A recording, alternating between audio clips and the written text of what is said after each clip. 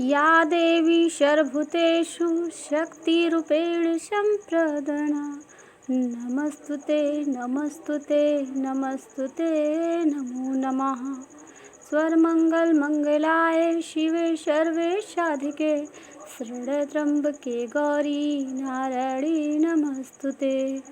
जय माता दी, जय माता दी। हेलो दोस्तों, आप सभी का स्वागत है मेरे यूट्यूब चैनल में एंड मैं मोनी स्वागत करती हूँ अपने न्यू वीडियोस में।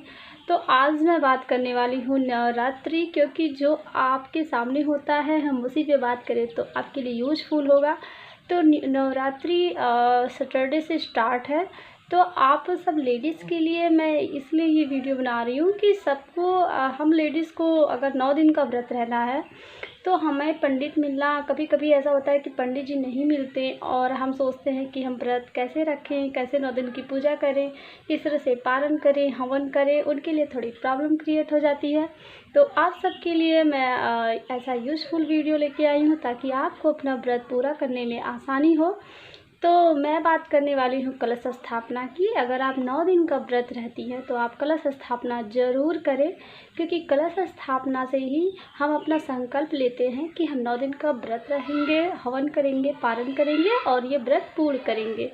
तो आप ज़रूर करें। अगर आपको पंडित जी नहीं मिल पा रहे हैं तो आप घर पे कैसे करें उसके बारे में भी मैं आपसे बात करूँगी। तो आप उसके लिए एक कलश और उसका जो ये मिट्टी का कलश होता है वो आप ज़रूर ले लें और उसके लिए उसका ढक्कन भी ले लें। तो आप किसी बड़े से मिट्टी के कटोरे में मिट्टी भर लें और उसमें जौ के दाने डाल दें, क्योंकि जब हम 9 दिन तक कलश में जल डालेंगे तो वो जौ के जो है ना वो पेड़ हो जाते हैं और वही हमारी श्रद्धा पूजा का प्रतीक होता है कि हमने 9 दिन कलश स्थापना किया था। तो उसमें जौ के जब पेड़ उगाते हैं तो हमारी पूजा संपन्न मानी जाती है। तो हम मिट्टी ले लें थोड़ा सा और उसमें जौ के दाने भी खेर दें।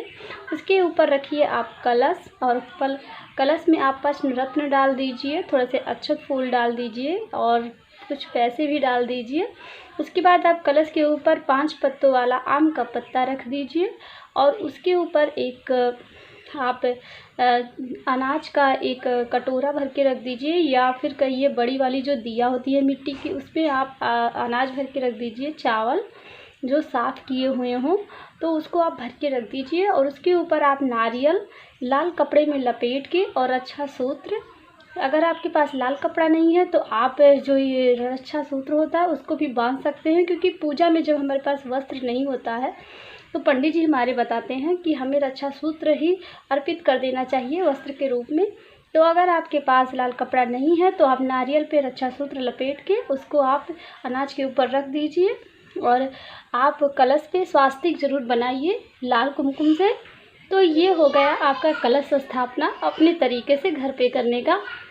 और उसके बाद आप अपने दाएं हाथ में अक्षत फूल, गंगा जल, मीठा सब कुछ लेके माता जी का ध्यान करके और उनको संकल्प ले व्रत का कि हम 9 दिन का व्रत रह रहे हैं और माता जी हमारा व्रत पूर्ण करें, हमारे घर में निवास करें।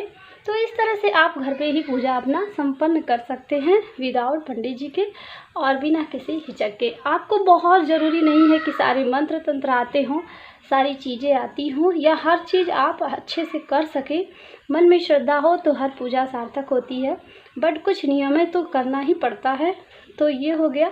उसके बाद आप गणेश जी की पूजा ज़रूर कीजिए, क्योंकि बिना गणेश जी की पूजा की कोई भी पूजा शुद्ध नहीं मानी जाती।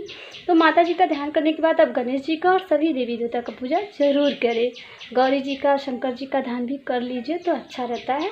उसके बाद आप धूप दीप जलाइए। उसके बाद भगवान जी का पूजा करिए, एक दीपक जला के कलश के पास रख दीजिए और इस तरह से आप अपना व्रत पूर्ण कर सकते हैं। और कलश स्थापना का जो विशेष मुहूर्त है वो सुबह 6 बजे से और 8:22 तक है। 2 घंटे का ही पूजा का मुहूर्त है। तो नवरात्रि के पहले दिन थोड़ा आप जल्दी कीजिएगा, क्योंकि 8:22 के बाद पूजा का मुहूर्त नहीं है। तो इसीलिए आपको सुबह में नहा के और कलश स्थापना पूर्ण कर लेना है। इसके अलावा कुछ नियमों का और कुछ बातों का आपको ध्यान भी रखना है कि आप 9 दिन अपने बाल ना कटवाएं, या घर में जो जेंट्स हैं वो भी अगर व्रत रहते हैं तो अपने बाल ना कटवाएं, अपने नाखून ना काटें। आप 9 दिन घर में अवॉइड कीजिए कि लहसुन प्याज वाला खाना ना बने, क्योंकि शुद्ध खाना ही अच्छा होता है। तो अगर मतलब मन शुद्ध होगा और शरीर शुद्ध होगा तो आप श्रद्धा श्री माता का नाम लेंगी और वो सार्थक माना जाता है। तो आप लहसुन प्याज अपने घर में 9 दिन विदाउट इसकी सब्ज़ी बनवाइए, तो कोई दिक्कत नहीं। अगर आप व्रत रहती हैं या नहीं रहती हैं, इन नियमों का पालन 9 दिन तो करना ही पड़ता है। तो आप अपने घर में लहसुन प्याज ना बनने दें, बाल नाखून ना काटें और इस तरह से साफ़ सफाई का विशेष ध्यान रखें। माता जी को श्रृंगार की चीज़ें ज़रूर दें।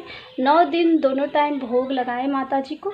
अगर आप 9 दिन का व्रत नहीं भी रहती हैं तो भी इन नियमों का पालन ज़रूर करें, इससे माता प्रसन्न होती हैं। और जो विशेष बात है वो है कि आपके यहाँ अगर नीम का पेड़ है तो उस पर भी जल ज़रूर दें, क्योंकि नीम में माता जी का निवास होता है। और अगर आप 9 दिन का व्रत रहती हैं और ये सोच रही हैं कि हम मंजन नहीं करेंगे, दातून करेंगे, तो आप सही सोच रही हैं, पर आप नीम का दातून बिल्कुल मत कीजिएगा, क्योंकि इसमें माता जी का निवास होता है। तो इसके अलावा आप और भी चीज़ों का कर सकती हैं। तो ये हो गया हमारी नवरात्रि की बात, कलश स्थापना की बात।